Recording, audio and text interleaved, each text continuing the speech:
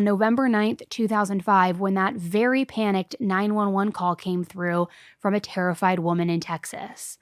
And that woman was Darlene. She told the operator that someone had broken into their home overnight and that they had shot her husband Keith while he was sleeping. And through her crying and through her shaky breaths, she said, "He has pink foam coming out of his mouth, and he's making this god-awful sound," which that detail alone, just chilling.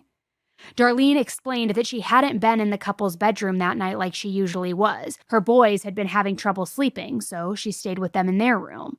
She said that everybody finally dozed off together, but when she woke up that morning, she found Keith, her husband, in bed, covered in blood. The back door, she said, was open, and all of Keith's guns gone.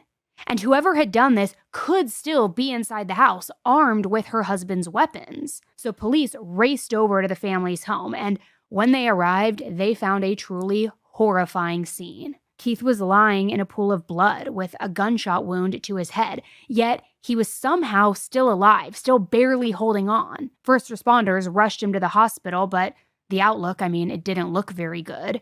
Doctors didn't even know if he was going to make it through until the morning. Meanwhile, officers started clearing the house. They were looking for any sign of the intruder that Darlene had described. But the more that they looked around, the less sense that her story made, because there were no signs of forced entry, no broken windows, no splintered doors, nothing that, screamed break-in at the surface. The house looked surprisingly normal, almost too normal. And that wasn't the only thing that felt off. Keith's gun cabinet, the one that Darlene said had been broken into and all of his guns gone, it didn't look tampered with at all. The glass wasn't shattered. The door wasn't pried open.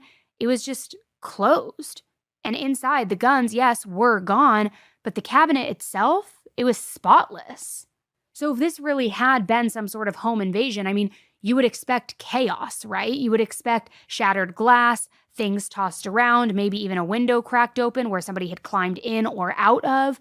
But there was none of that. It looked relatively calm, almost like you never would have known a break-in had happened unless you were told about it. And then there was the weirdest part of all of this. The key to the gun cabinet was still inside the lock. Apparently, Keith used to keep this key hidden on top of the cabinet. He didn't want his boys getting to it. He wanted it out of reach from their young children, which, obviously, guns and weapons are extremely dangerous. Which I will just say, let's be honest, putting a key on top of a cabinet, not the most hidden place I've ever heard of, or, something I would do. I'd probably have things padlocked or, combo locked, something just to where it's like, completely airtight and nobody can get into it, but whatever. But since this key had just been on top of the cabinet normally, maybe the intruder was able to find it pretty easily. Would a burglar take the time to look around for a key in the dark? I don't know. Your guess is as good as mine, but it certainly was accessible and it was possible. Although that being said, if you're breaking into a home that you know has guns and you see a gun cabinet, wouldn't you want to be in and out of that home as fast as you possibly could be? Break in, get whatever jewelry, whatever valuables you want, and then get the hell out of there?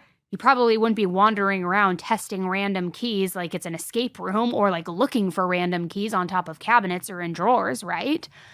So it kind of makes you wonder, did this person know already exactly where this key was? And if so, why? Or how? And there's one more thing. Whoever took those guns from this cabinet, they shut the door afterward. Now, I don't know about you, but I have never heard of a very polite burglar or intruder who just carefully closes doors behind them after committing a crime.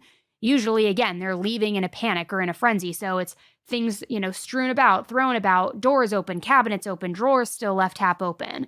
So from the moment that the police stepped inside, they just could not shake the feeling that something wasn't right here. One officer even turned to the other and said, "Something stinks about this, Gary," to which Gary replied, "I think she did it."